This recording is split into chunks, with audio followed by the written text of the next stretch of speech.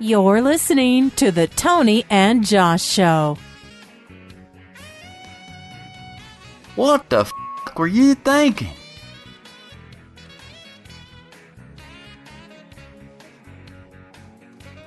Welcome to the Tony and Josh Show pre-show. We're both here. We're both here ahead of time. So we are both here. That's pretty good. You know, I saw you coming back in from your, from the other room. I assume it's the kitchen or close to the kitchen. And yes. I remembered I don't have a drink. I don't have a beverage. That's exactly what I had to go do. A non-adult beverage. And every man's beverage. Why don't you go grab your tea real quick? Yep, I'm ready to go. I did watch the kind of a fast-forwarded version of The Walking Dead prior to the show, so I could be fresh on the episode. And I'm going to try to. I think I've come up with a good rule, which is I limit myself to 2 sentences because I was listening to the I don't know if I've heard our show with the first Walking Dead in there or not, but I put in there, while I was listening to one of our things, I got to thinking, I don't think I'm talking that long, but I probably need to limit myself to about 2 or 3 sentences. I think I go on too long. Now, there's times where I feel the same way, where I end up not necessarily getting on a rant, just getting on a roll. Yeah, I've got something interesting to say, interesting to me, and I want to say it. So I don't know if that might be hurting our overall audience enjoyment. Are we broadcasting right now, or was yes. just? Yeah, I try to start at 9:45, so we've been going for about 2 minutes. I don't know. If we're guilty of it, if guilty is the right term, I'd say we're both guilty of it. I don't know if it's a bad thing. I guess it's just part of who we are. Oh, definitely. But I don't know if it would be if we were on the radio being paid $100,000 a year. If that's, I don't know that we want to be those people, but they're successful. So, well, the way I look at it is I compare us to a lot of other shows that I listen to or that I've heard, and I don't think that we are too far out of the format that they follow. We have a good give and take. Either of us can get long-winded, and both of us, we do our stories, and they vary in length. So it's not one episode it's all Josh and one episode it's all Tony. I mean, I'd say we have a fairly decent balance, even though we occasionally get long-winded. No, we do. I mean, it's just a thought. I don't know if it's right or wrong. I was just thinking that. What is your wife harping at you again? No, I think she stopped listening. Hey, okay. Let me go fix that drink that I can have here in case my throat starts getting dry, which it does. So I'll be right back. All right, man.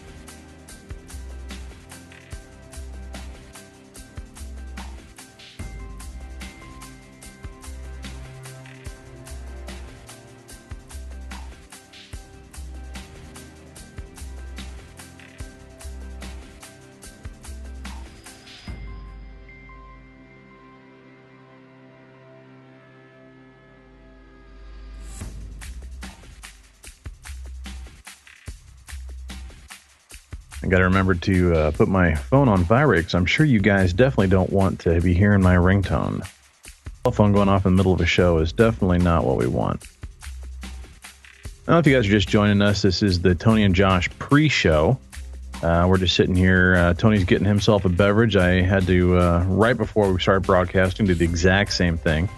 And this is usually about the time where we go through and we finalize our show notes. Tony and I have a document which we share, and we can both have it up on our screen at the same time, do live editing on it, and just going through and, put in some final touches to the show notes.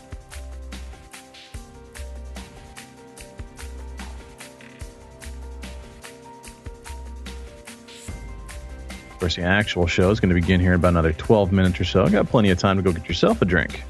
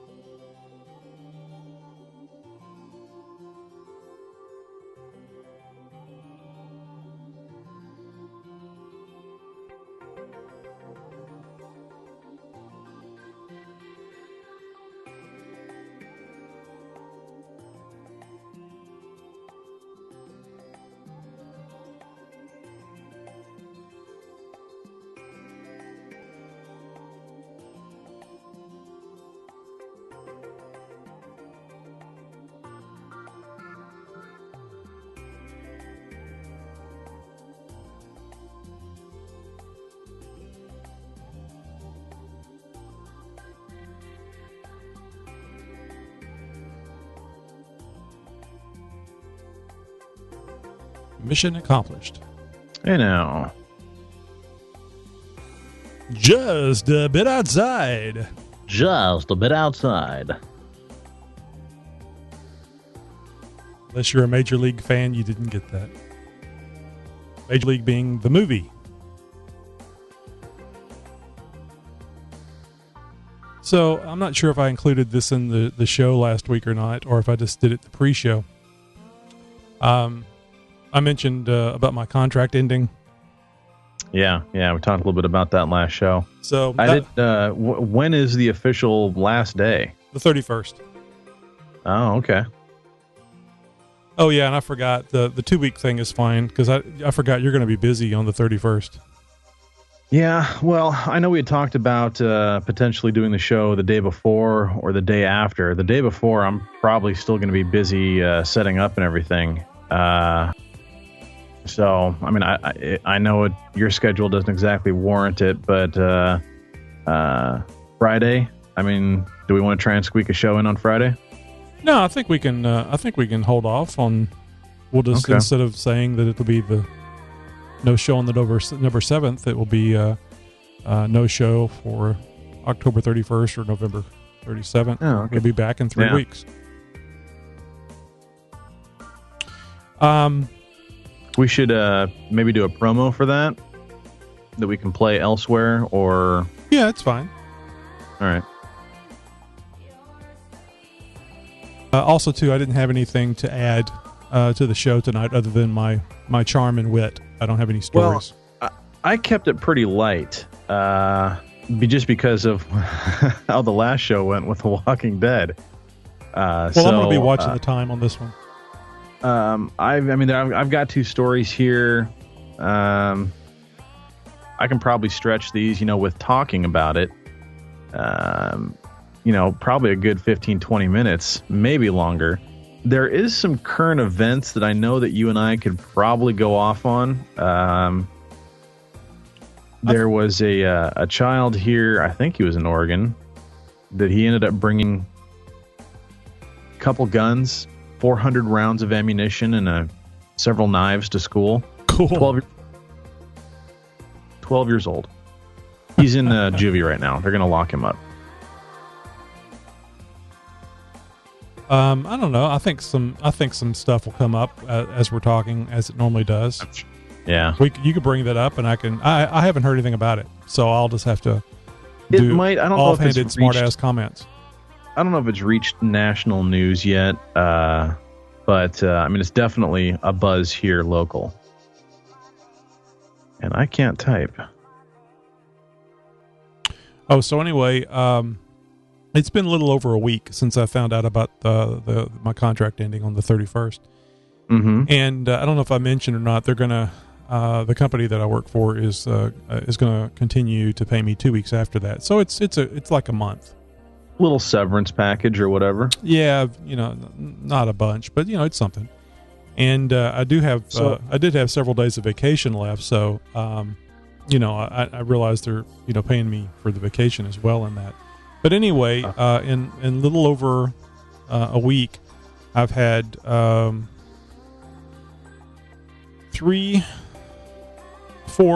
phone interviews.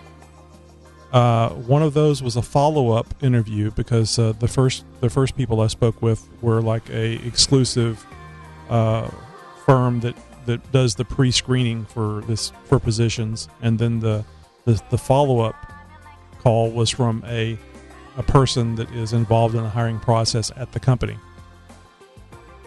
Okay. And so that was a couple of days ago, and I haven't heard anything back, but that's not unusual because they usually talk to several different people. And there's another guy that's kind of been back and forth. I've been going back and forth with, and he is. I'm going to be meeting with him Saturday, doing an actual in-person interview. Man, no, well, not too shabby. Well, things are definitely turning around for you. I was a little surprised, especially in past times looking for jobs. They don't usually go this fast. So anyway, I looked at the calendar today, and the time seems like it is a lot longer than what it actually has been. But whenever and I won't say I've been worried about it, but I've been concerned or understandably interested in resolving this issue.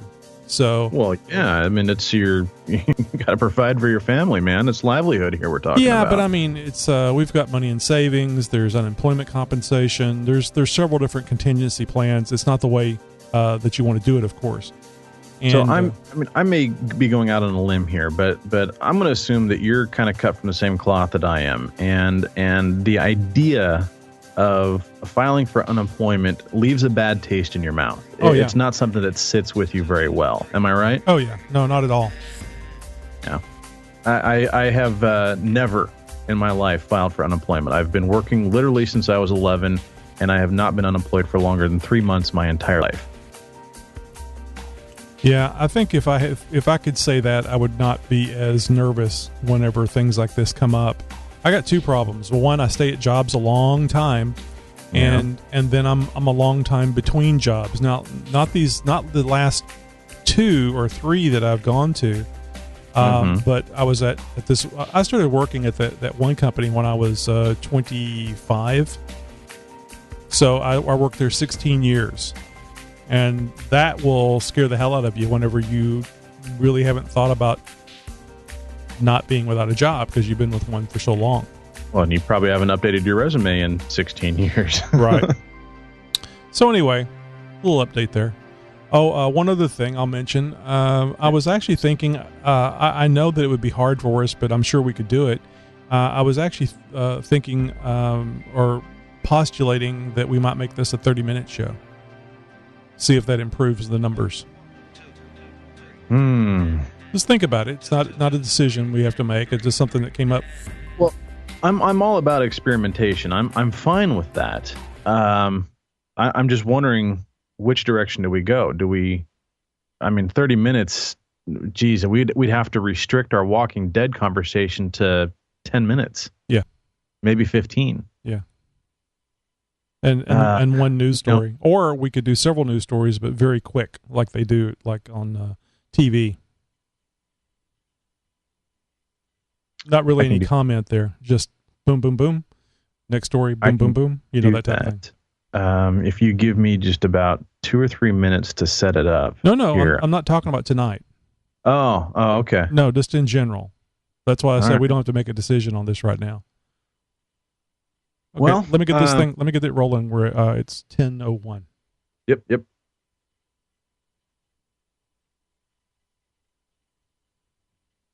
Warning. The opinions, ideas, views, emotions, and temper tantrums expressed or otherwise conveyed on the Tony and Josh show may not and most likely is not suitable for all audiences and therefore should not be heard by anyone unless supervised by an appropriate nanny state. Enjoy!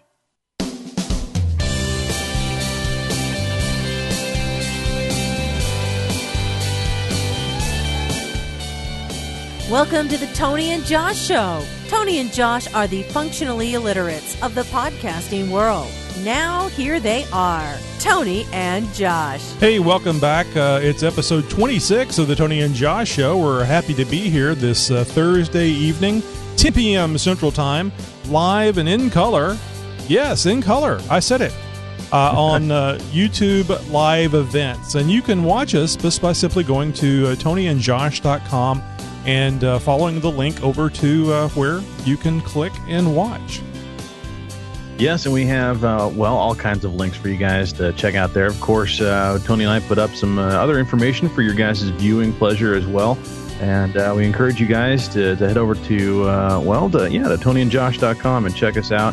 And you guys can subscribe to get the live links, live reports as far as what's going on with the show, and a chance to maybe even get on there sometime. Yep, and don't forget to check out our past shows. We do have, what would it be, 25 of them, Josh? If I'm doing the math correctly, I would believe there would be 25. Let's see, carry the 2, square root of 4. Yeah, that's right. So if you don't count last week's show with the hour-long Walking Dead, that's at least 25 hours of jam-packed entertainment for you. Yeah, if you guys clear back to episode, the first several episodes, Tony and I have taken a little bit of different of a direction here the last several episodes. Of course, a very different direction with the hour-plus long conversation of The Walking Dead last week. But we've definitely taken a little bit of a different kind of turn with the episodes as they've progressed. And, of course, this is still a fledgling show. Tony and I are sort of veteran podcasters, but we're trying something new. So I hope you guys join along with us and have some fun. Yep, and we'd like to hear from you too. So we'll give you that information at the end of the show, but we do have a voicemail. There is a way that you can leave a message straight on to the website. I'm drawing a blank, damn it. It's SpeakPipe. There's a little thing you can click on there on the right-hand edge of the website.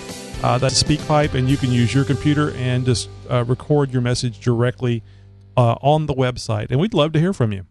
Yep, no phone required. And of course, if you guys do have a phone, we'll go ahead and give you guys that 24/7 voicemail line number in just a little while. Yeah, we don't want you actually leaving the show so that you can go make the call. We want you to do that after the show, even though you could, I guess, technically pause the show. Well, Josh, if you guys haven't guessed, huh? I was going to say, if you guys haven't guessed already, Tony and I obviously are Walking Dead fans. We got into a little bit of a conversation. Well, it was a little bit more than a conversation last week about The Walking Dead. We will get into that later on tonight as well. We're going to definitely not spend quite as much time as we did last week on that particular topic. We got some other stories for you as well. Usually try and keep things kind of funny, kind of weird, kind of strange, and kind of make you scratch your head and say, oh, really, did he just say that? Those type of stories. But we'll get to those later on as well. Yes, we will. Well, so what's going on in the world of Josh? Well, I'm getting ready for Halloween, Tony. Oh, that's right. It's been a constant progression. I'm really starting to do a lot of research on animatronics, and although I'm educating myself sort of as I go along, I'm not going to go full-fledged this year. I might do a couple of remotely triggered spooks or haunts, as they sometimes are referred to. But I'm going to be setting up a little bit of a zigzag pathway coming up my driveway. It's going to be sort of enclosed, and there's going to be different themes as you sort of progress through this. And around each turn, there's going to be something that's going to, be there to grab your attention, to scare you, or really give you a good fright. And this is where the animatronics come in. And I'm sort of researching different ways to do this. Now, the typical way to do this is with, everything's hardwired, oftentimes pneumatically powered, triggered with motion sensors and things like that. And although I'm fairly familiar with all of the concepts behind all that, actually putting it to work is something that I haven't done in this type of situation before. So I may try a couple of things new this year. I've got a couple themes that I'm going to be introducing to my my overall Halloween themed haunt escape that I deck the whole front of the house in. And one of them is a sort of a spider's nest, a spider's den. And you're going to walk in, there's going to be a lot of webs. I've got this spider that sprawls out to about 6 feet in diameter, big and fuzzy and terrifying. That'll be like the big mother spider of them all. And there's going to be a bunch of other spiders and stuff in there. So if you're arachnophobic, you definitely do not want to be coming to my house this year. But the main theme, I think that what you're going to see from the street that's really going to grab your attention the most is going to be this sort of twisted circus type of theme. There's going to be, red and white stripes. There's going to be these demonic clowns and stuff like that. It's going to be very, very twisted carnival-esque. So I'm going to have some fun with that. I'm not sure exactly how I'm going to lay everything out. I'm started to stage things up in the garage a little bit, but this weekend it's going to really be putting things together, kind of getting things staged up. And because I use a lot of lighting and sound effects and stuff like that because of my background, and of course because of the scale of the install, I really wait until the last minute to put things out. So although things will be staged up and ready to go in the garage, it's not going to go up probably until Wednesday night. Well, also too, you don't want to really give away what's going on to anybody that walks by. I mean, it generally is neighbors that come to your house to collect the candies, the goodies. Oh yeah, no, my house is kind of well known in the neighborhood. I live in a decent neighborhood, and part of the reason I don't want to put everything out right away also is because I'm worried about vandalism or theft or things like that. And I'm probably just being paranoid because we've never had any of that stuff really happen in this area. So I'm probably just being a little bit overly paranoid, but nonetheless. Also to what, you said, I really don't want to play my hand that early. Right. So, it's, tit for tat, whatever. But, nonetheless, I'm going to have some fun with it. But, I've got about 300 to 400 kids easily that I see every single year come through, not come through my house, but come up to my house trick-or-treating. 5 o'clock until, probably 10 o'clock is the last time the doorbell will ring. And it's just a constant barrage of kids coming through. So, we've already started stockpiling the candy up, and obviously the garage is starting to get staged up for all the stuff. I saw a picture today that I really didn't think about to mention on the show until after you started talking about Halloween decorations. Mm-hmm. And I don't know if you also saw it, but anyway, it basically was a quadcopter with a ghost hanging around it, not from it, but actually around it. And it was lit by LEDs and stuff. So you actually had a long, flowing ghost, like sheet type thing with a head that was, where the quadcopter top would be. And so the propellers of the quadcopter were inside the ghost. They're sticking out of the ghost. So, the arms stick out front and back, and then, you can fly it around. And that's cool. Yeah, I would assume, depending on what they actually made the ghost out of, that probably that amount of drag and weight would probably cut your flight time down dramatically. Yeah. But it showed a guy standing there with it hovering, and it was like it wasn't the color, but it was probably the size of some of those creatures that they used at the prison in Harry Potter movie. Creatures of Prison, the Harry Potter movie. They were kind of it's gray. been a while since I've seen that one. They were kind of gray, and they would go in and suck the life out of you or something. Oh, okay, yeah. I know what you're talking about now. I'm not that attentive in those movies to actually keep both the names. So it was really good size. I mean, the ghost was over 6 feet long. I mean, even using something like cheesecloth or silk or something like that, linen. I mean, that's gonna have some serious mass to it for a toy. Yeah, it actually it also might act as a stabilizer because it's almost like a kite's tail. Yeah, all that weight hanging down way low. It's very low center of gravity at that point. Yeah, definitely. But it also means you got a lot to catch things on too. So you have to be very mindful, especially at night. Oh, I did have one story here that I didn't research, so I'll just throw it out there. Something interesting that I heard. It's along the lines of the quadcopters. What made me think of it? I was listening to Mysterious Universe, and they had a story about drone deliveries. So in Australia, the laws allow for automated drones to fly around, and the technology is approaching where it could be financially feasible for you to order things, books, for example, actual books, and a drone would deliver it to you. So you order a physical book, and a drone with the book attached would be sent out to a predetermined location where it would come and bring you the book. And using GPS and collision avoidance systems, it would fly to you. So I instantly had this image in my head of a future that I didn't necessarily think of before, where you're driving home from work and you're seeing these drones flying around with hamburgers, pizza, books. I was going to say, this is a world where there's a lot of really pissed off newspaper boys and pizza delivery guys because they're all out of a job now. Well, I think the delivery boys have been out of a job for a while, and but very interesting, and it's really cool. The idea is very cool, but of course, the hard part is designing something that's safe, that's not going to. It's nothing that's going to kill you. It might take out an eye. I mean, how are you going to deliver a pizza to a person? How are you going to know that it's the right person? How are you going to? There's a lot of what ifs there that have to be worked out.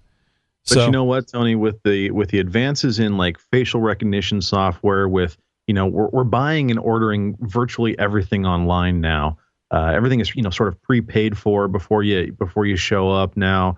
With the advances in and the accuracy now of GPS technology, and like you mentioned earlier, the collision avoidance software, this is a very, very realistic scenario. Yes, where we're going to see this sort of stuff probably come to fruition here. I'm going to say less than 10 years. No, 2 years is what they were talking about in Australia. Oh, wow. So I thought I had heard something about a dry cleaner in maybe Japan or something like that is using automated drones to deliver, we're talking a very local area here. So within maybe 2 or 3 blocks of his customers dropping off the dry cleaning, the finished dry cleaning. They drop it off at his store, and then he, says, okay, my drone's on its way. It'll be at your porch in, T-minus 3 minutes. Right. And here's, doorbell rings, and here's a, quadcopter with some button down sitting in front of you. So, I don't know. It's, you may be right. I was thinking more along the lines of a mass scale, of a consumer scale, worldwide, less than 10 years. If, Australia's doing it in 2, that's awesome. Now, just from the messing around with the quadcopter that I have, and I haven't really gotten into it, I have done some research, and for about $700, I can get a flight system computer that will fly a pre-programmed path. So the GPS thing, it's very, I just take the computer that's on there off and put the one on there that I can fly directly or tell it where to fly. I think you can assign waypoints. So, well, now you've got the motherboard on that is Arduino, isn't it? I don't remember. It's been a while since I looked at it. Yeah, I mean, this open source sort of build your own PC that can do all these sort of different things. These kits out there. It's running this Arduino. I'm not sure exactly how to pronounce it. And I've only researched it a tiny little bit. And one of the guys I work with is starting to get into it and do his own sort of things. But I mean, you can program these things to pretty much do whatever you want. They're basically mini computers. And when I say computer, I mean the very, very early sense of the word, because they are very rudimentary. They do very simple calculation sort of things. If this, then that type of thing. But I would imagine because of how this is sort of spreading, and it's spreading like wildfire. The Arduino community is huge. There's forums. There's hundreds and hundreds of different kits, and people are writing software for these things everywhere.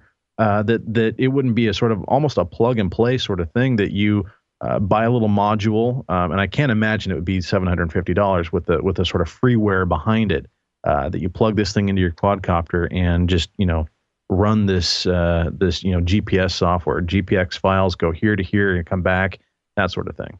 Yeah. You're listening to the Tony and Josh Show. You can subscribe to the Tony and Josh Show via iTunes, Stitcher, or listen to the podcast directly from the Tony and Josh Show website.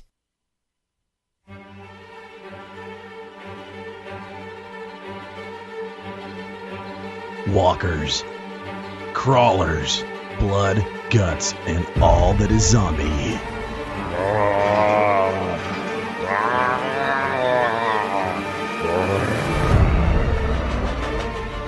It's time for Tony and Josh to recap this week's AMC's The Walking Dead. Yes, it is. It most certainly is. And we're going to be good. I'm going to be watching the clock, and we're going to try to be entertaining yet direct and terse in this review of episode 2, season 4. Or as I was looking it up, Josh, I found very interesting. They call it 402. It's much like the floors of a building where you go to the fourth floor and the second room or the second office. Yeah, I mean, makes sense. Hotels, apartments, business complexes, they do the same sort of format. It's just, it's easy to follow. So I think we had a question. We were questioning the show or questioning each other about the show, about the relevance of the dead pig, the dying and dead pig. And certainly in this episode, we get a little bit better understanding of what that relevance may be, because of course they did spend a fair amount of time showing the pig and having the things to do with the pigs and yada yada. And I will just say at the top here, I am very disappointed in how they made use of their potential bacon in this episode. Yeah. I mean, I don't like to see bacon go to waste ever. No. Whether it's on TV or in the restaurant. If it's gonna go to waste, I want it going to my waist. Damn it. Right. My wife tells me that. That was one of the things that I wanted to bring up is I'm sorry. Let me just say really quick. Yeah. If you haven't seen this episode, spoiler alert. You should be smart enough, but just in case. There. Yeah. So that was one of the things I was going to bring up is towards the end of the show, the zombies are breaking down the fence, and to get them away, Rick and Daryl. Was it Daryl? I was trying to imagine it. I couldn't picture it. Anyways, the two guys, that was because they were digging the grave. Rick was just about getting ready to start helping, and he didn't have to. Yeah, I think it is Daryl. And go out in a Jeep nonetheless. And they've got a crate on a trailer that has the piglets in it. And he grabs all of the piglets. Well, I think that they could have accomplished what they were trying to do with just one or two. But don't forget, they needed to get rid of the pigs because they don't know where this infection, where this flu-like thing is coming from. They had a pig that got sick and died very quick. Then they had two people that got sick and died very quick that appeared to be from this. There must be a connection. So they were getting rid of the pigs irregardless. They were going to kill them and burn them, or they could use them as bait to pull the zombies off the fence. So, I'm wondering if it was just sort of one of those inferred things that we're supposed to just play along with, that they all decided that even though they didn't know, that the pigs were the source of the flu. But there was a comment that I think Rick made, and it was, did we make the pigs sick or did the pigs make us Exactly, sick? because they don't know which way it was. Right. They don't know which way it was. And so, with such a valuable food source, I would think that they wouldn't be so haphazard and just assuming it's one way and just, okay, we're just going to, take care of all these pigs just in case. Well, no, clearly it was an emergency situation, and the most pragmatic solution was to take the questionable. It's a 50-50. Rick saw the sick boar in the woods. They had a sick pig. 2 people got sick and died overnight. So I would say it was probably a good 50-50 chance that it's the pig getting people sick. So let's get rid of the pigs and pull the walkers off the fence at the same time. Now, they didn't address the rats that were laying there next to the fence that were enticing the zombies to that point on the fence. No, they kind of sort of did, in the sense that I forgot what her name was. It's Glenn's girlfriend, Maggie. She was, on the fence line. She's like, are you guys seeing this? And they pan down to, this pile of dead, decapitated rats on the ground. No, I realized that they showed it, but they didn't address how they got there. Somebody says, is somebody feeding these things? Exactly. So they sort of acknowledged the presence and sort of what they were doing, and people are aware of what is happening at this point. Just that there's a potential that somebody is feeding the zombies. You know what? I'm an idiot. I just realized what it was. They didn't go in depth about it, and of course they didn't do any follow up, obviously, because there's these other things going on. Mm-hmm. I'm thinking that potentially next week. This might get brought back up. I hope it does anyways, because this is definitely something that would have to be or should be addressed. Well, there's 2 things. I'm just now remembering from last week's episode that there was a vehicle that pulled up in the night outside the fence, I believe. Oh, and I didn't see that part. Yeah, and it was a round headlight, like it might have been that Jeep. No, I think that was the flashlight. It was the flashlight of the person that was carrying the rat. Okay. I was pretty sure it was a vehicle. That's how I perceived it. Yeah, I was pretty sure it was a vehicle. Anyway, then the other thing that just came to mind was those 2 girls that were just left fatherless in our last episode. Remember, they were naming zombies. Oh, I'm pretty sure it's the elder of those 2 girls. I'm pretty sure it's her that has been feeding them. Well, that's my opinion. That's my thoughts. Yeah.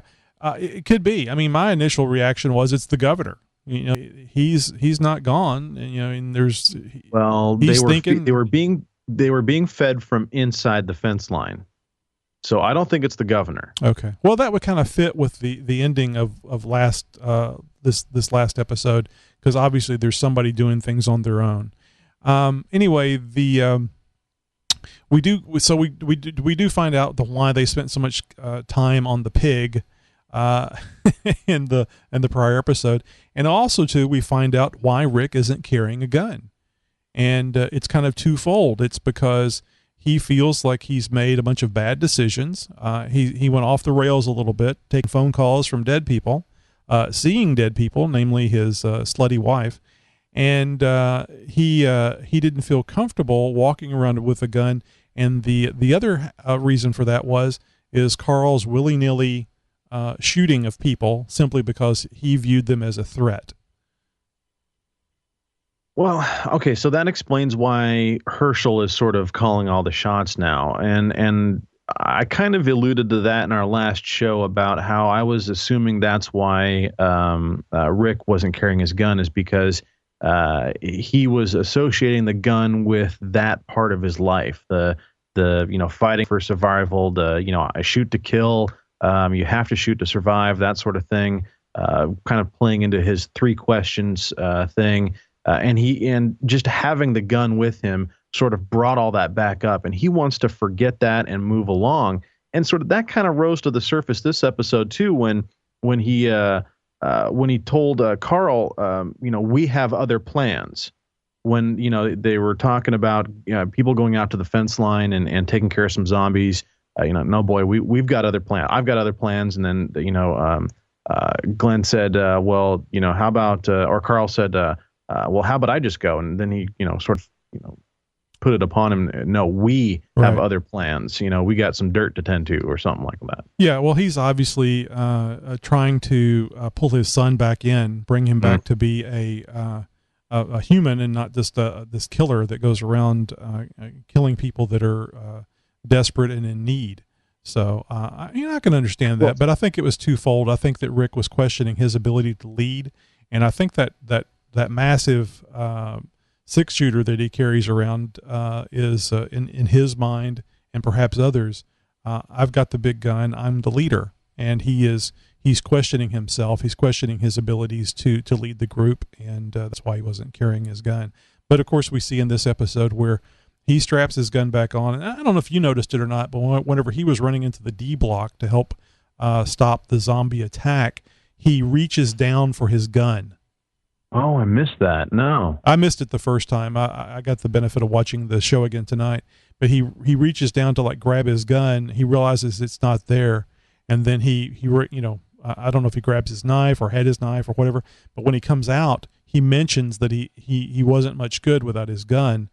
And Daryl is assuring him that he was help, and it was very, very important for him to be there. And, basically saying, hey, you're taking some time off. And Rick's telling him, no, I can't make decisions anymore in a roundabout way. And Daryl's like, well, when the shit hits it, you're the one standing there with a shovel. And he was literally standing there with a shovel because he was going to be helping Daryl. Yeah, it was pretty cool. Oh, see, I missed all of that. Dang it. I'm going to have to go back and check out the middle portion of the show again. Yeah, it really helps. Even though I was skipping through a lot of it, I would just hit it at the instance where they were talking about things. The dialogue portion, I should say.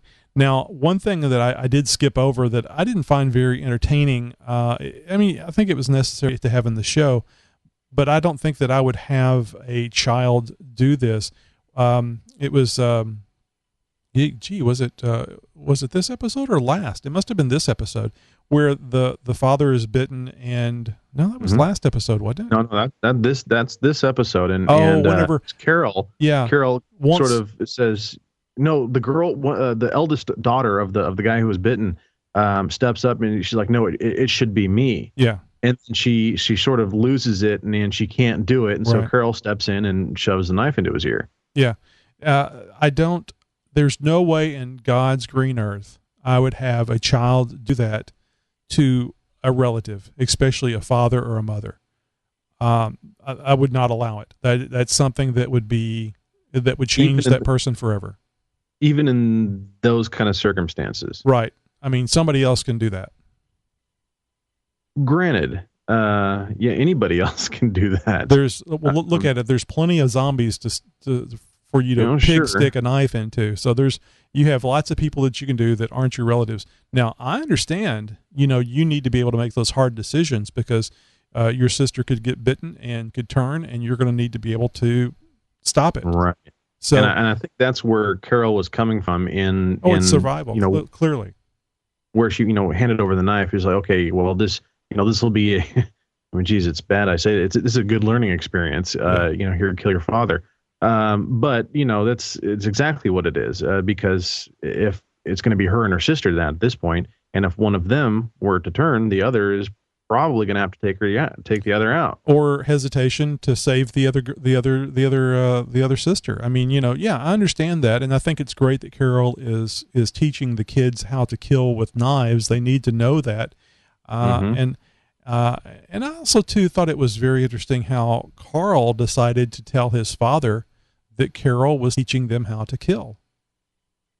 I don't know. He has this sort of I don't know, tattletale-esque type of personality. I knew that he was going to go run and tell Dad, because it's his character. He would do that sort of thing. Did you get the feeling he was doing it to try to instill trust between he and his dad so that he could get the gun back?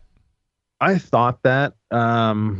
Part of me was saying, well, there's obviously an arterial motive here, and that probably being that he wants to get his gun back. So, he's using this as a, sort of a little token to maybe, sweet talk his dad, to help bribe him, or not bribe or sweet talk, but, to use it in his favor to get his gun back. Right.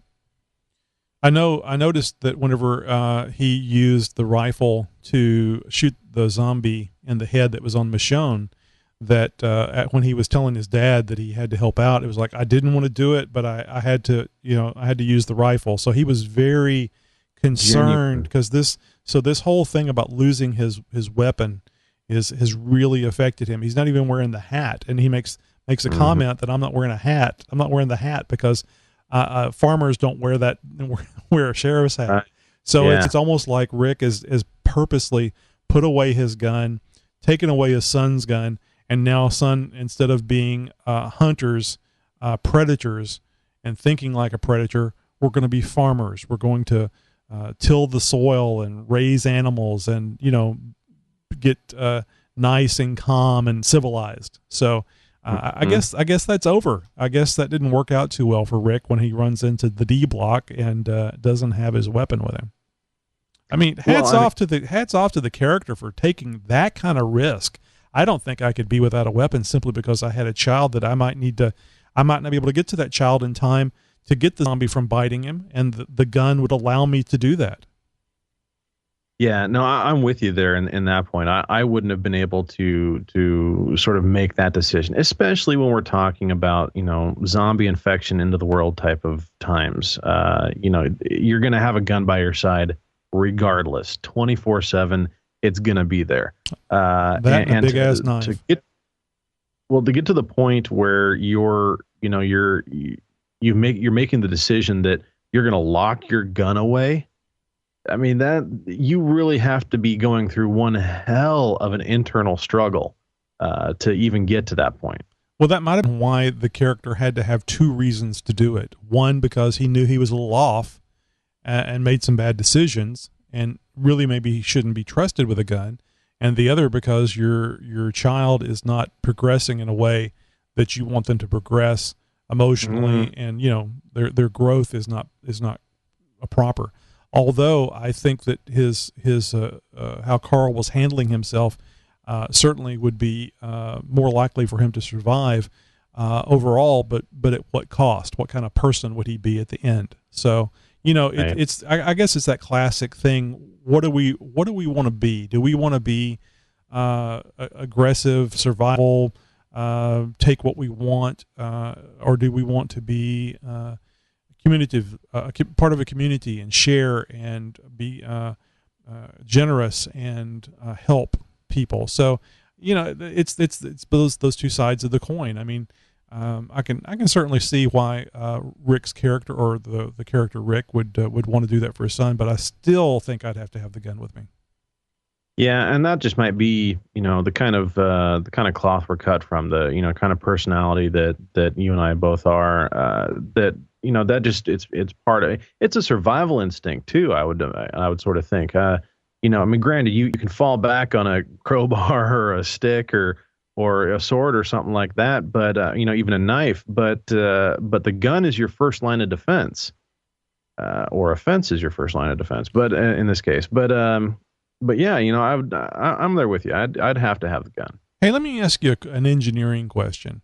Now, this may be a bigger issue overall, with the field kind of looking brown and perhaps causing a larger issue. But wouldn't you think that an easy way to get the walkers off the fence would be to throw gasoline on them and light them on fire? Well, you think that would damage the fence? I don't think it would damage the fence. Well, it would. The zombies aren't going to stop crawling the fence because they're on fire, I would assume. They don't know pain. They're not aware that they're on fire. They just are aware that there is brains on the other side of the fence that they have to eat. So they're going to continue to go after those, regardless of if they're shot in the arm or shot in the leg or shot in the torso, or their intestines are falling out, or half a torso or if they're missing, or if they're on fire, even. So I would think that because of that, you're going to have, 20, 30 bodies burning, generating a lot of heat. And we're talking about just galvanized steel here. It's malleable. You can take a chain link fence and take a link of it and bend it back and forth. It's malleable. It's soft metal for all intents and purposes. And when it gets hot, it's going to be getting even softer. I think what would happen first is that the weight of the zombie horde, the flaming zombie horde, would sort of bust through the fence. The hot, soft fence would sort of give way before anything else would happen. So, I mean, it would definitely be a cause for concern. Just 2 or 3, break out the flamethrower. Sure, no problem. But when you've got 20 or 30 right there in a cluster like that, I'd probably hold off. Okay, well, let me ask you another question. How about grabbing the boom box and the 2 batteries that are connected to it and sticking it out in the woods? Up in a tree where they can't get it, but it's going to, right? It worked before. Why couldn't it work again? Well, and the other thing that I thought of is okay, the zombies are trying to push the fence in. So why not, when it's safe, and again, using means of distraction or something like that, get some cable, rope, whatever, tie it to some of these fence posts and run a line out and anchor it to anchor the fence back up and hold it up straight. The zombies aren't going to care about a rope or a cable that's anchored to the ground on their side of the fence. They probably won't even see it. So, and it's very feasible. They're trying to anchor these things with sticks from the inside. Why not tie them down, cable them up from the outside? It would make more sense. And another thing that just hit me was take a truck or really any vehicle and run it up alongside the fence on the inside. They're not going to push over a vehicle. I mean, yeah, you get enough of them, they're going to be able to push the vehicle, but where they were standing there trying to push that fence up, which is, I mean, could you imagine pushing on that chain link fence and making sure all your little fingers and toes are not protruding through so that you get bit? Well, you saw. I don't know if you saw this part, but when they were there was like 4 of them right there at the fence line. This is right. The zombie horde is about to break through. The fence is bulging in. It's starting to fall down. They show a close up of where the fence post goes into the ground, and it's starting to pull up a little bit. And I think it was Maggie. She had like a metal plate or a piece of cardboard or leather or something. There was some sort of barrier between her hand and the chain link fence where they were, pushing up on it. Right. And so it was just a half a second, maybe a second of that going on. But it was definitely something that they were aware of. So I mean, it was well written that they took those sort of precautions into the show. I would hope that the actors was standing there would just be able to put themselves in the moment well enough where I don't want to put my fingers through there, regardless of those being actors on the other side of the fence. I wouldn't want to get my hand into that goo. And I'll just mention really quick, I still have a problem with the relative strength structure of skulls. Now, okay, I don't know if that's part of the magazine, the comic, or what. But them skulls ain't normal skulls.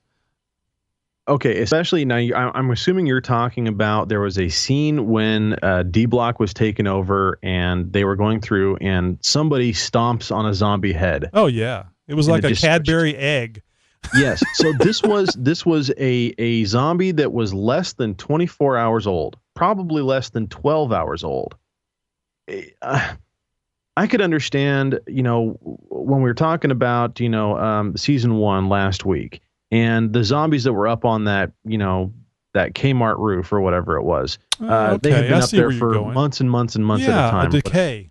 They were decayed, soft, soggy, whatever. I could see that, but not a zombie that is less than 12 hours old. There hasn't been enough decomp of a dead person to warrant that soft of a skull. Now, they need to be stepping on skulls and hitting it once and then it stopping the foot and then having to hit it again. Really stomp it, because skulls, they're tough. I was a kid. Yeah. I know.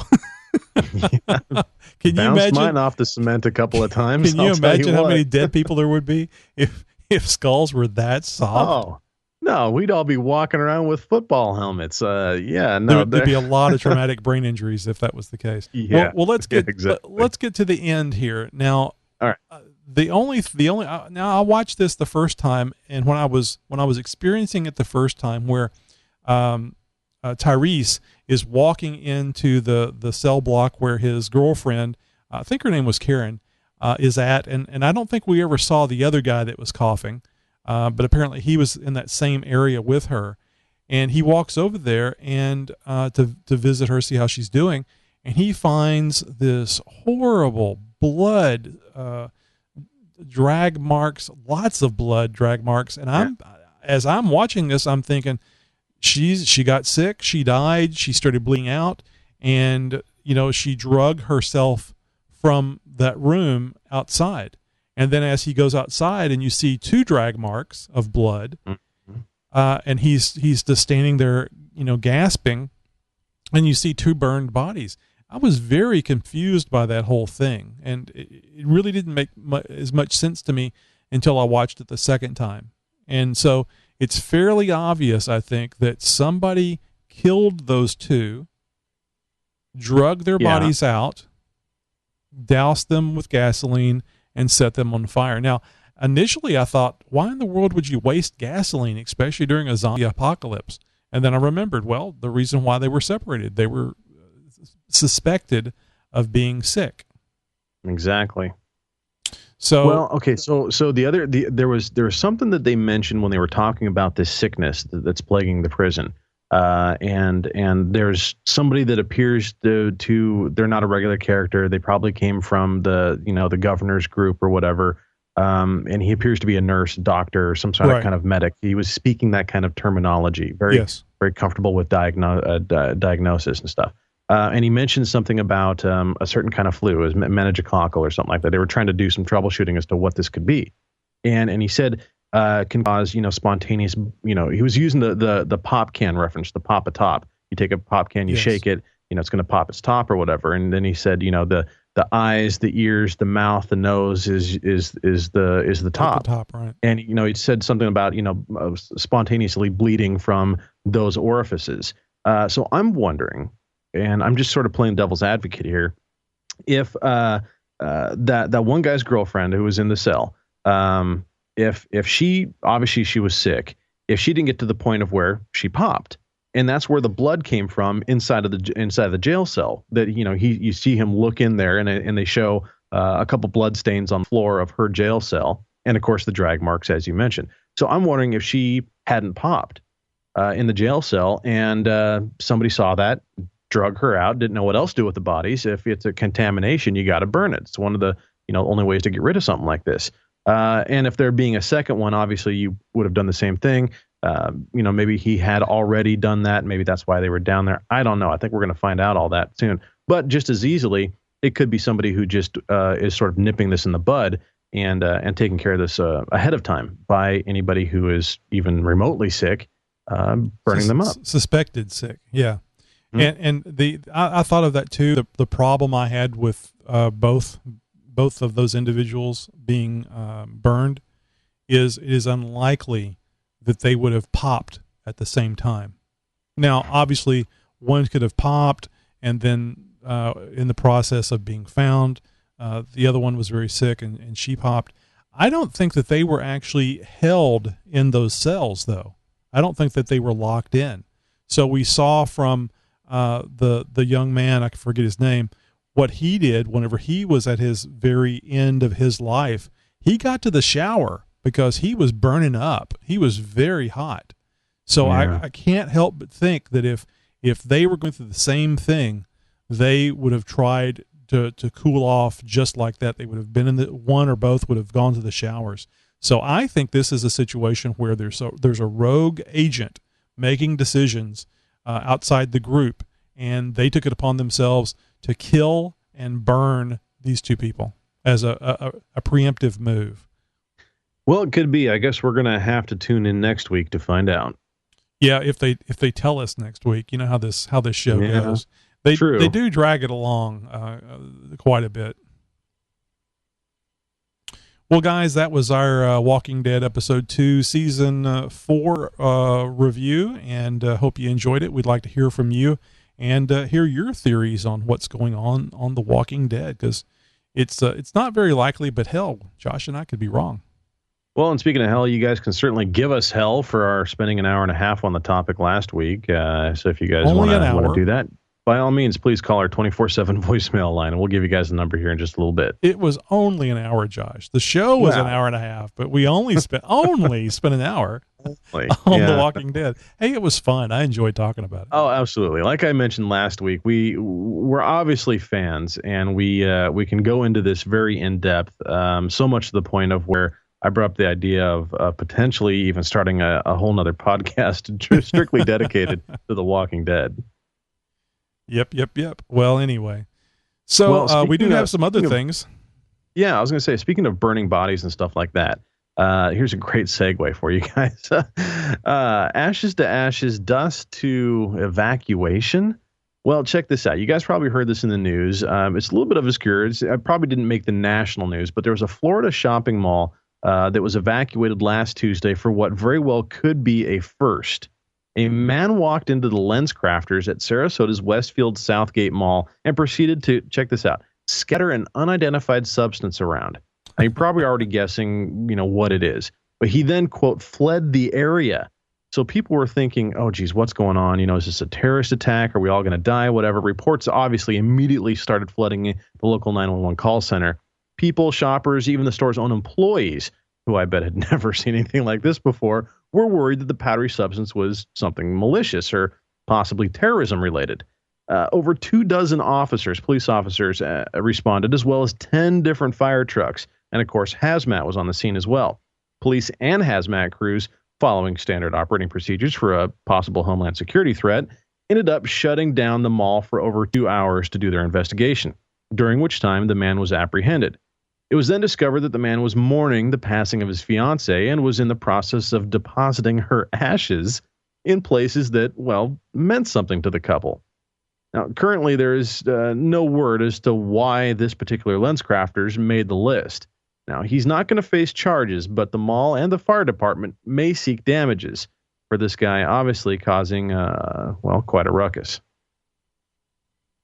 Amazing. It's the thought process that people go through, or the lack of it these days, is just amazing. Now, I guess I can understand if you're in an emotional state and you just want to do this final, final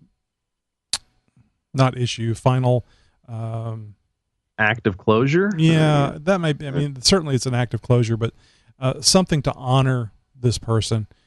But maybe little notes would be. or maybe just stand there and go, "It's just my dead girlfriend. It's okay." Scatter a handful of ashes into the air of the Lens Crafters. I got dead people on me. Well, so I'm curious. I mean, the Sarasota Mall. I mean, it's got dozens and dozens of stores.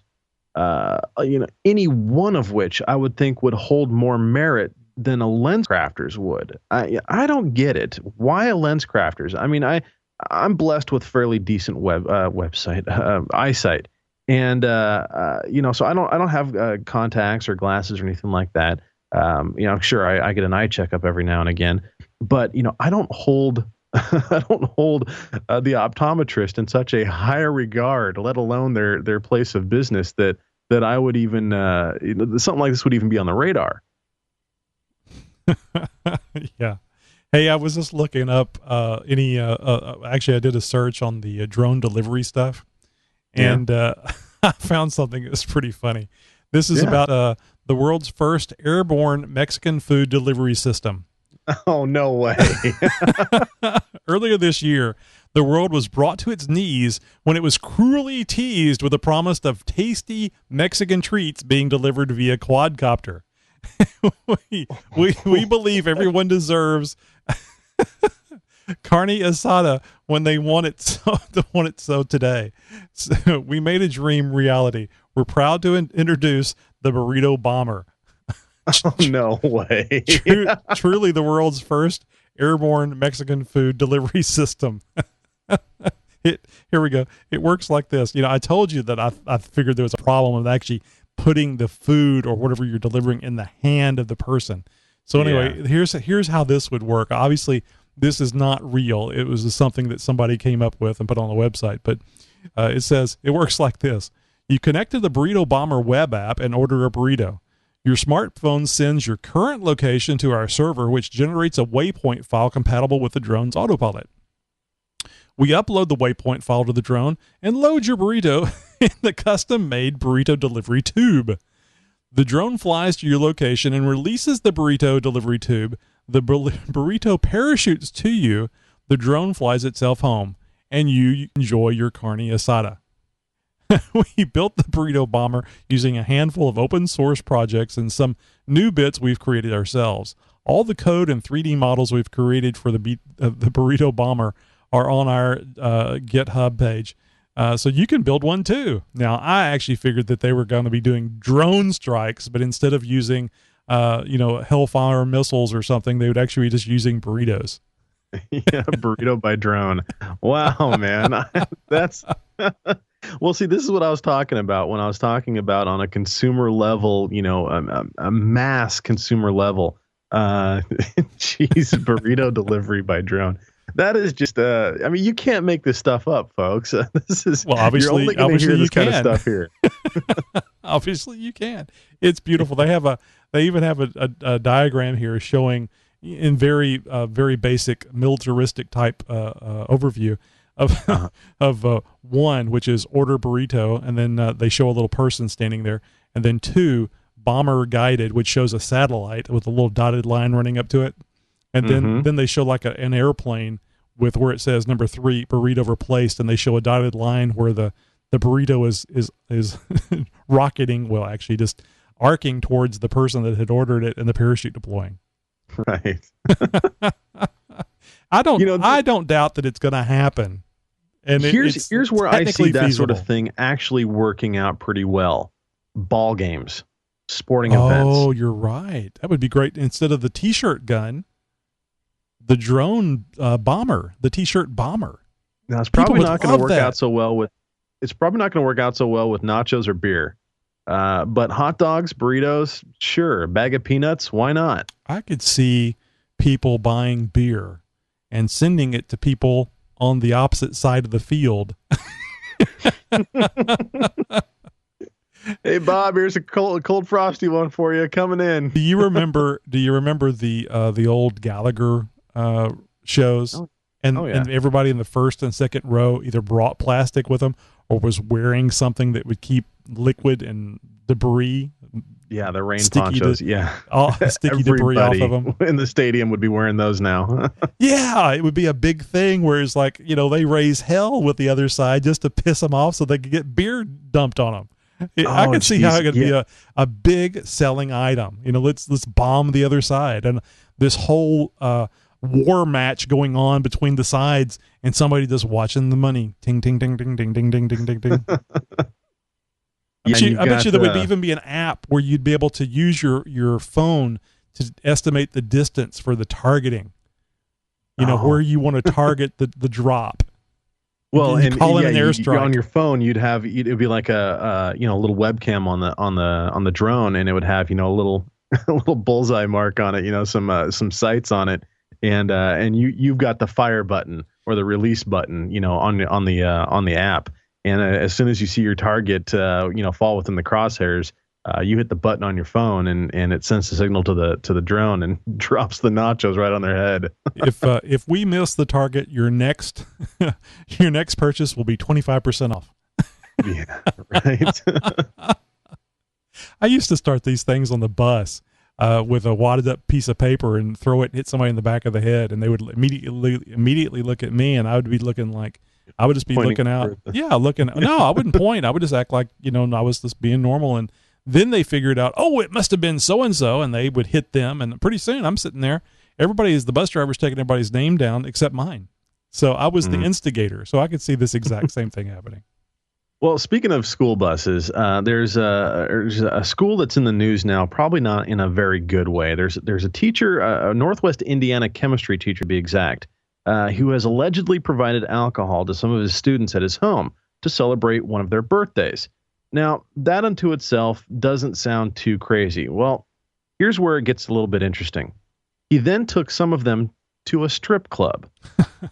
He now faces up to 1 year in prison for at least 3 Class A misdemeanor charges of contributing to the delinquency of a minor. The 31-year-old teacher has been suspended without pay from his job as a chemistry teacher at Hanover Central High School since September 10th. Now, he had been teaching for a little over 10 years. The teacher and the students were pulled over this one particular night by the Lake County Sheriff's Department on their way home from a strip club after they were caught speeding. The teacher at the time, one Mr. Travis Lechian, I'm sure I'm butchering that name, was driving at the time. Now, a recently released affidavit also states that several students, some of which were 18 and others were substantially younger, said they often hung out at Lechian's house and sometimes drank beer and hard liquor, as well as used, check this out, flavored tobacco from a hookah, which the students, who later ratted on him, said belonged to the teacher. Now, Lechian's attorney says he intends to plead not guilty. The superintendent for the district, Tom Taylor, says, "We take this very seriously, and this obviously puts a stain on all teachers." Well, if that stain comes from after a visit to the strip club, you can bet it's the same kind of stain that was found on Monica Lewinsky's dress. You see what I did there? In any case, I've never had a teacher that cool. I've had some interesting teachers in the past. I had a professor that was pretty cool, but of course I've had some bad ones as well. This guy kind of falls into a whole separate category. I don't understand when people do this. It doesn't make any sense. I mean, if you want to have fun, go have it with people that aren't basically your customers. Or your own age, for that matter. I don't know. I look, I'm in my 30s. I can't imagine myself hanging out with a group of 16, 17, 18-year-olds. There's enough of a generation gap there that, I'm not going to be buddy-buddy with them. I'm wondering if there was some ulterior motives here, if he was, potentially trying to do something and just sort of setting the groundwork for it. I don't know. You can go 100 different directions with this one. Nonetheless, taking your students to a strip club, wow. Talk about trying to get a Teacher of the Year award. Yeah, I can barely remember it, but I remember back in like 4th grade, our Spanish teacher, Mr. Ortiz, was let go because he apparently took several. I think he was also the football coach or whatever it was. I think there was a football team there at the elementary, but he was also the coach, and he and the students were out someplace, and they were in a field, and he was driving a truck, and they were in the back of the truck, and he was driving them around in a crazy manner and basically putting them at risk. And I never quite understood why. I mean, we used to, back those days, you ride in the back of a truck wasn't that big a deal. We did it. No seat belts, no problem. You don't wreck, you don't have a problem.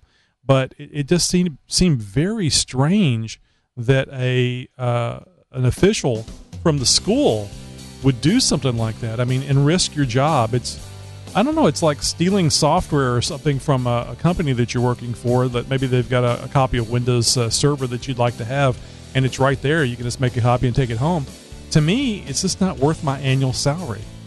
Yeah. I don't know. Maybe trying to get a new level of respect out of a otherwise rowdy group of kids or something. I don't know.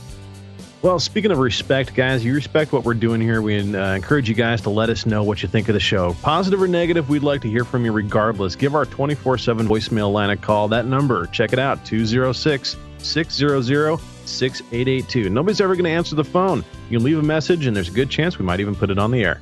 Yep, and I want to apologize. We did have a couple of voicemails. I did not get a chance to get to them tonight, so we'll have them on the next show. And I'm sure one of them was from Nikki G. Nikki, thank you very much for the voicemails. Please don't take slight at us not playing it on the show. And speaking of next show, guys, next week is October 31st. That means it's Halloween. We're going to take a little bit of a break. Tony's actually got a little other thing going on the week after. That's November 7th as well. We're going to be on a 2-week hiatus, guys. So we'll try and get some other content up for you guys in the meantime. I'll probably get some promos out there for you guys. But just so you understand, for the next 2 weeks, we're going to be, well, kind of on vacation. Yep. So the Tony and Josh show will actually be back on November the 14th. November the 14th. Unless something happens, Josh. I'm going to Vegas the week of the 7th, so you may be on your own. Especially if I hit it. Especially if I hit it big. Yeah, really? Well, you're going to have to let me know. We might get that radio show after all. That's right. Buy a radio station and just bore the hell out of people 24/7. All right, guys. Well, that pretty much wraps it up for this week's Tony and Josh show. We encourage you guys, once again, please head over to tonyandjosh.com for all the great links, for all the info, and, of course, make sure you guys are checking us out on a regular basis. We'll see you next week. Yep, and don't forget to go over to our YouTube channel. Again, you can just go to tonyandjosh.com and click on the link to go to the YouTube channel, which I think is just youtube.com/user/Tony and Josh show. So now you understand why I tell you just to go to tonyandjosh.com. Anyway, go to our YouTube channel and subscribe, because we'd like to get enough users so that we could actually show these live shows through YouTube.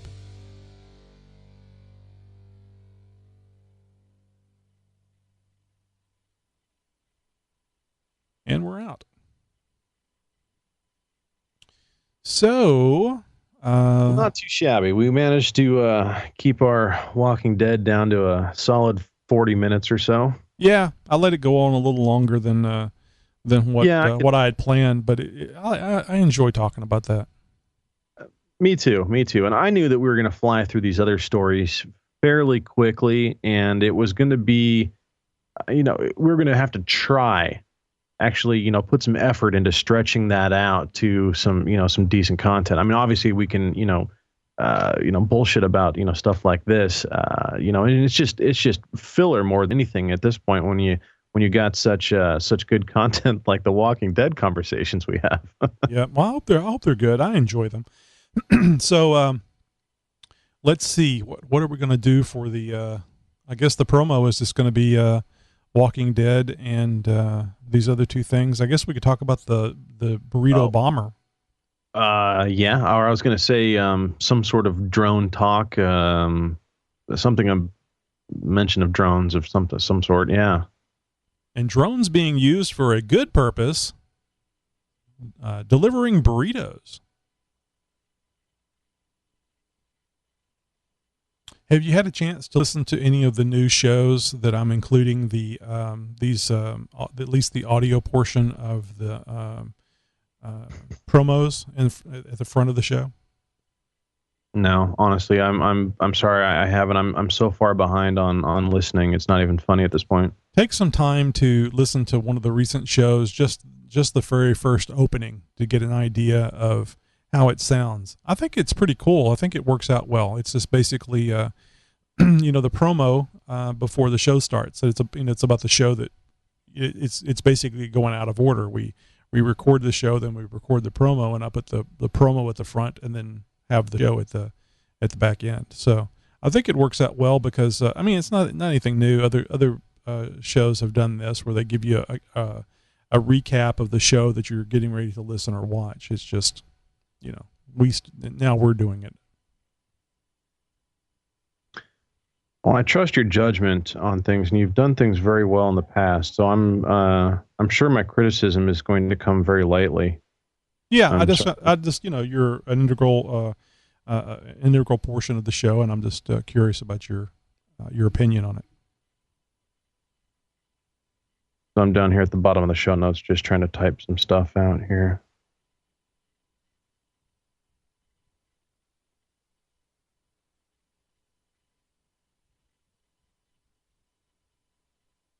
So we're getting a few more women on xjtalk.com active too. I've been noticing that.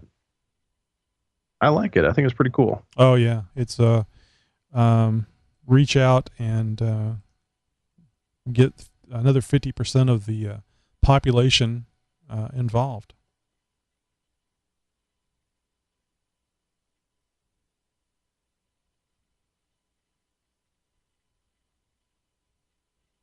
So I mentioned, I think last time or time before, that I was having some stability issues with my PC, which I've had this motherboard and memory processor combination for some time, and not had had any issues.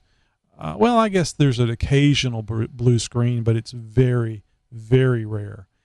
And I would call it very stable. Anyway, I added that second video card and did a couple other things, and it would just lock up. The mouse pointer would kind of not move smoothly across the screen at times, and it would just randomly lock up. And so I've been pulling things out of the system to try to identify it. So I'm back to 2 monitors. And the good news is I don't think it was the second video card that was causing the issue. It appears to be the additional hard drive that I added. I bought a 3 terabyte hard drive that I was going to hook up to a USB drive enclosure and kind of use it as a backup for the various systems here at the house. And I had some issues with that, in as much as it only showed that it was 768 megabytes instead of the 3 terabytes that it should have showed. Saw that was a known issue with drives that were over 2 terabytes being used in a USB enclosure.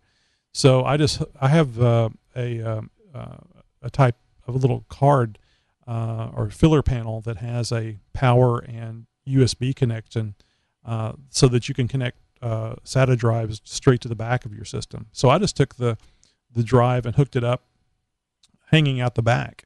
And I'm not sure, but I think that having 5 SATA drives on this controller was an issue. Yeah.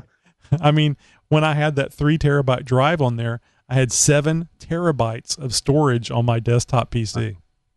That's amazing. And I was doing that because the 4 terabytes that I have is pretty much full.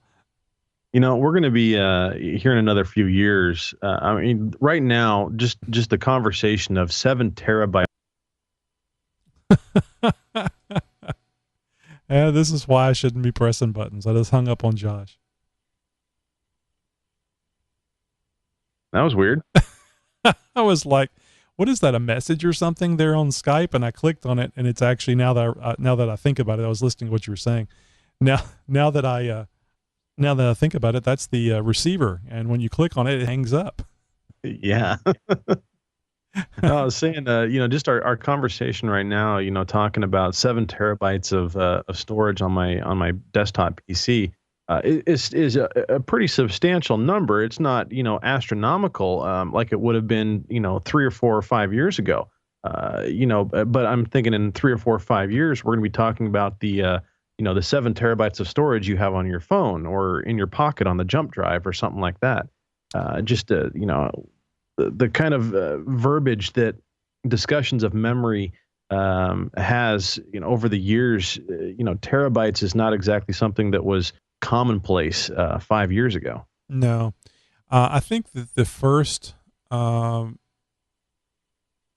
I can't remember the first, probably the second commercial computer system I worked on had removable platters that were probably 18 inches across, and they had multiple platters. So, you could actually see the physical brown ferrite material on the platters, on the metal platters.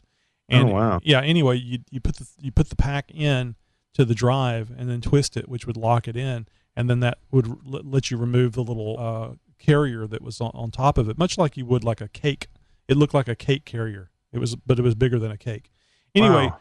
I if I remember right, which is I'm probably off a little bit, but it was in the order of 10 or 15 megabytes.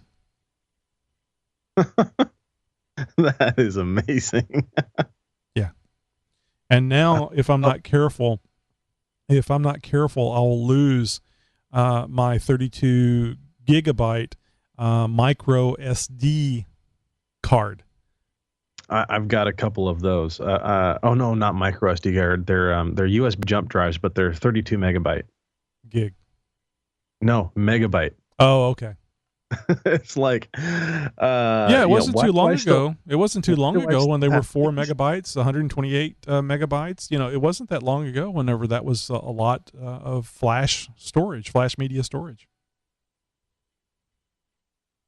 Yeah, it's just it's just amazing the how far it's come in such short time.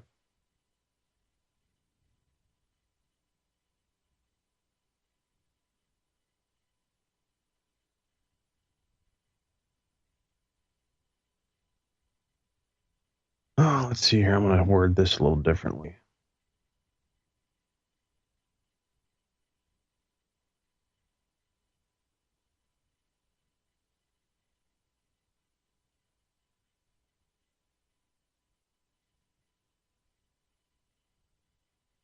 So we had one live viewer. Oh boy. Which is, I think, what we had last week. We have a fan. Yeah. It might be Jim. I wonder if there was any comments. I wish they would position the comments in a different place, because I can either watch how many people are watching the live stream, or I can scroll down and watch the comments, but I can't do both because there's such a distance between the two. It was lively on the XJ Talk show though last week with all the comments. Yeah. And do you know that our stats for this week were not as good as last week? Jeez, really? Yeah, I was really surprised by that. Even with that interview, I'm surprised. Yeah. Yep. It was actually lower than our first week, the first full week that we had. So I think we had like 58 or something. I'm calling it up, but like a total of 58 downloads on that day.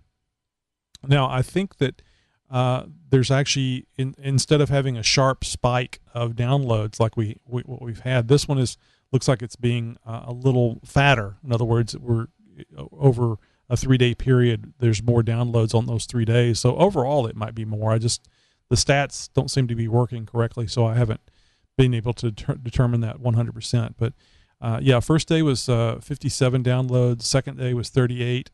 Then third day was 27.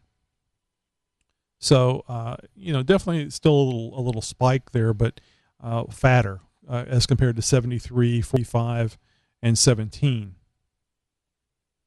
And then the show part of that was 60, 34, 14. Very interesting. But we've had a total between the three shows and really just a very little bit of the first one, or of the first of the four, 428 downloads.